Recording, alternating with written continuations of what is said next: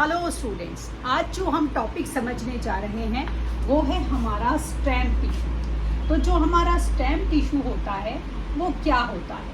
देखिए, स्टेम होती है पौधे की वो हमारी चीज़ जो मिट्टी के ऊपर पौधे को मजबूती से बनाए रखती है। जो स्टेम होती है, जिसे हम तना बोलते हैं हिंदी में, वो पौधे के लिए एक बहुत ही इम्पॉर्टेंट रोल होता है, क्योंकि स्टेम के भरोसे ही बाकी सारी branches, leaves, nodes, internodes, flowers, fruits सारे जो हैं पौधे के लिए सारा काम करते हैं। अगर स्टेम नहीं होगी तो ये सारा काम कैसे होगा? तो जब हम स्टेम टिश्यू के बारे में पढ़ने शुरू करते हैं तो हम एक ऐसा एग्जाम्पल लेने की कोशिश करते हैं, एक ऐसा पौधा जिसकी स्टेम में हमें मैक्सिमम नंबर ऑफ टिश्यूज़ मिल जाते हैं। तो क्योंकि आप 9th क्लास में हो तो आपके लेवल के हिसाब से आपने कभी ना कभी सनफ्लावर के पौधे के बारे में या तो कोई फ़ोटो देखी होगी या पौधा देखा होगा, हम उसके बारे में पढ़ेंगे। हम सनफ्लावर के पौधे को, स्टेम टिश्यू को समझने के लिए क्यों यूज़ कर रहे हैं? क्योंकि सनफ्लावर का पौधा एक ऐसा पौधा होता है जिसकी स्टेम में 7 तरह के टिश्यू होते हैं। मतलब एक ही स्टेम में हमें 7 तरह के टिश्यूज़ के बारे में जानकारी मिल जाती है सनफ्लावर के पौधे में। तो ये जो 7 तरह के टिश्यूज़ होते हैं, सबका अपना अपना काम है, क्योंकि हमने पढ़ लिया टिश्यूज़ जो कि एक टिश्यू के जो सारे सेल होंगे वो सेम हमारे ओरिजिन के होंगे और उनको स्पेशलाइज हमने काम दिया है। तो जो स्टेम टिश्यू होता है उसके अंदर हमारे कौन कौन से 7 सेल होते हैं? तो ये होते हैं हमारे एपिडर्मिस, ठीक है।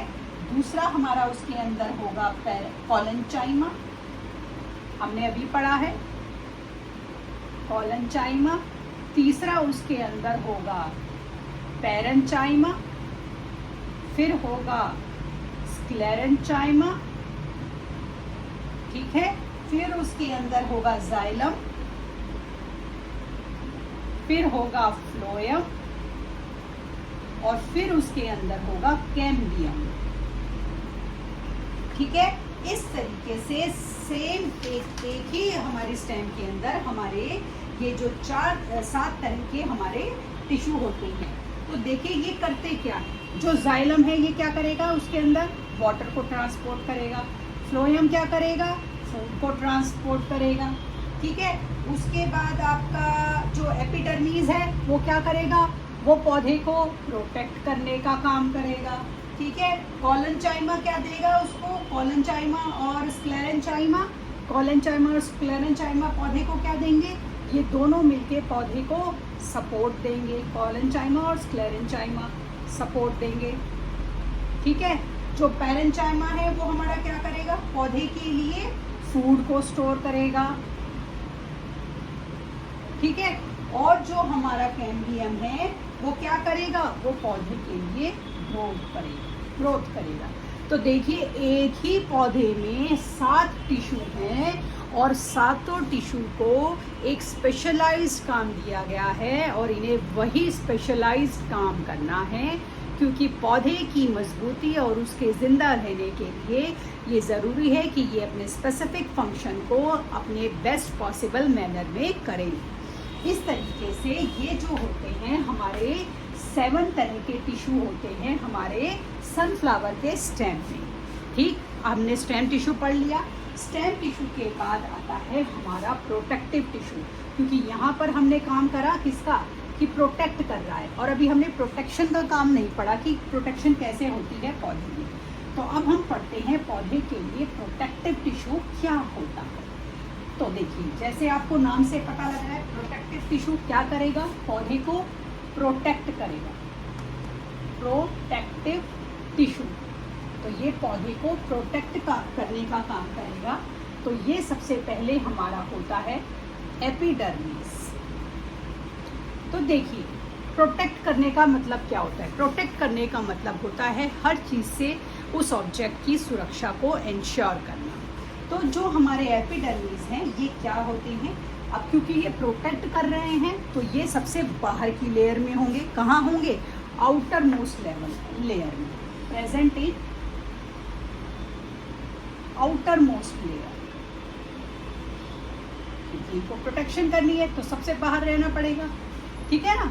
अब जब ये आउटर मोस्ट लेयर में हमारे होते हैं हमारे एपिडर्मिस, तो ये पौधे की पत्तियों में, फूलों में, स्टेम में, रूट में, सब जगह होते हैं। इनके अंदर एक सब्सटेंस होता है जिसे हम बोलते हैं क्यूटिकल। ये जो क्यूटिकल होता है हमारा सब्सटेंस, क्यूटिकल, ठीक है, ये जो क्यूटिकल सब्सटेंस होता है ये हमारा एक वैक्सी सब्सटेंस होता है, वाटरप्रूफ होता है। वैक्सी हो गया, जैसे कि आप वैसलीन लगा लें और फिर पानी डालें हाथ पे, तो पानी अंदर की हाथ जो है, हाथ के पोर या जहाँ पर भी आपने वैसलीन लगाया वो जो पोर हैं पानी को एब्जॉर्ब नहीं करेंगे। क्यों नहीं करेंगे? क्योंकि वैसलीन ने उसके चारों तरफ एक प्रोटेक्टिव लेयर लगा दी। यही काम जो है वो प्रोटेक्टिव लेयर का काम जो है वो क्यूटिकल करते हैं, एक वैक्सी लेयर ये पौधे के लिए बना देते हैं।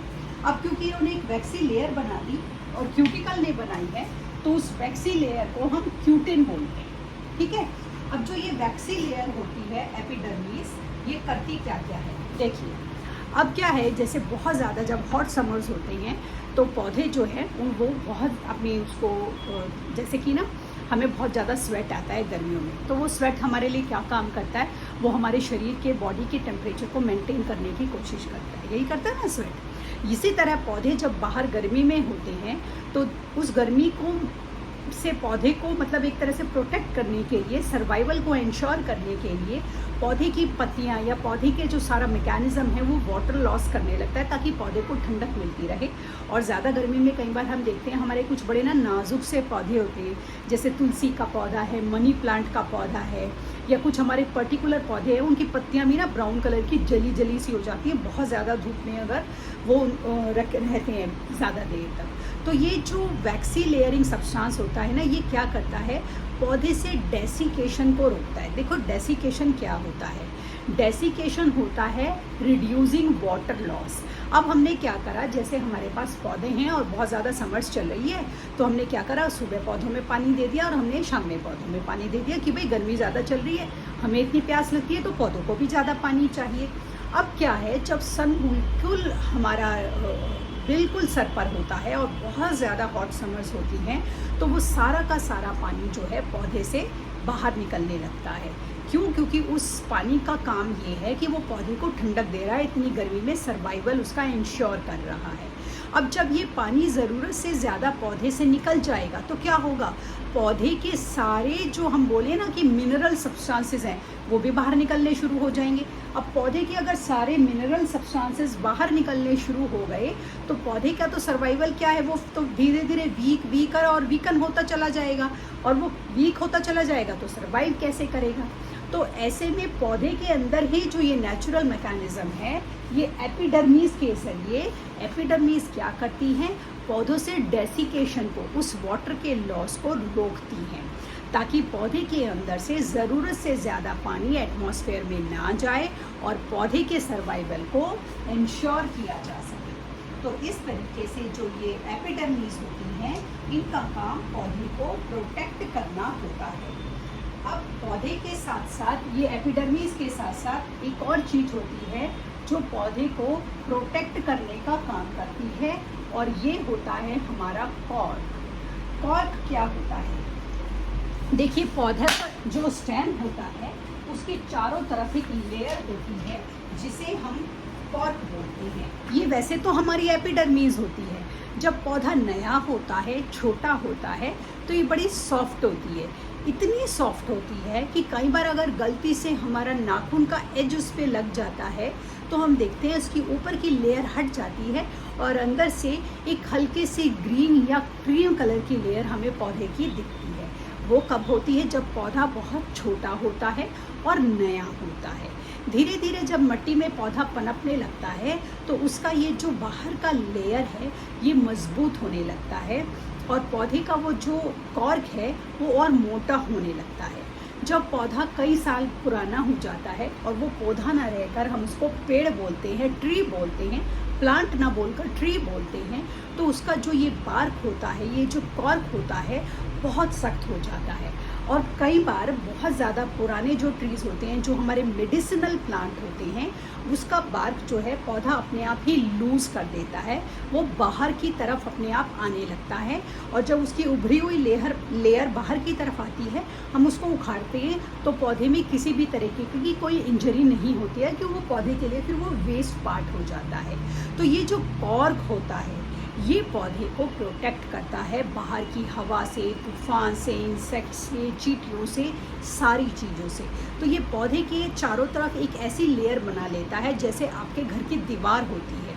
जब बारिश आ रही है, तूफान आ रहा है, तो आपके घर की दीवार आपको चारों तरफ से वो प्रोटेक्ट कर रही है। आपको कुछ अंदर, घर के अंदर आपको कोई फील नहीं हो रहा। तो जब कॉर्क उसका मजबूत हो जाता है, तो कॉर्क पौधे को वो सारी की सारी सपोर्ट देता है और वो सारी की सारी सेफ्टी पौधे की इंश्योर करता है, ताकि इंसेक्ट से, हवा से, पानी से, गर्मी से, वो उन सब चीज़ों से पौधे को बचा सके। तो ये काम जो होता है हमारा कॉर्क करता है।